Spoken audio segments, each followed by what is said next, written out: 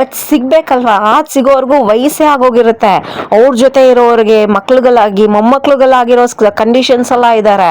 So ಇವಾಗ ನಾನು ಕೆಲವೊಂದ್ಸತಿ ಒಬ್ರಿಗೆ ಅವ್ರು ಚಿಕ್ಕವರೋ ದೊಡ್ಡವರೋ ಗೊತ್ತಿರಲ್ಲ, ಮುಖಕ್ಕೆ ಬಂದಾಗ ಬೈದ್ಬಿಡ್ತೀನಿ.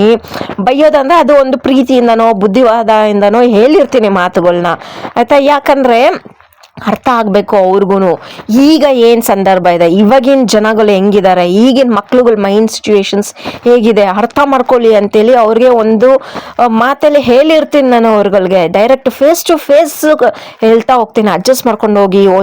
ಒಂಚೂರು ಹೆಚ್ಚು ಕಮ್ಮಿಯಲ್ಲಿ ಇರುತ್ತೆ.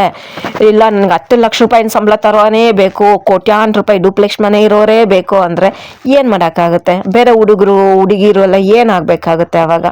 ಇನ್ನೊಂದು ಎಕ್ಸಾಂಪಲು, ರೀಸೆಂಟಾಗಿ ಒಂದು ಎಂಗೇಜ್ಮೆಂಟ್ ಆಯ್ತಪ್ಪ. ಪಾಪ ಅವರು 1.5 ಇಂದ 2 ಲಕ್ಷ ರೂಪಾಯಿ ಕೊಟ್ಟು ಒಂದು ಕನ್ವೆನ್ಷನ್ ದೊಡ್ಡ ಹಾಲಲ್ಲಿ ಬೇರೆ ಎಂಗೇಜ್ಮೆಂಟ್ ಮಾಡಿಕೊಟ್ರು.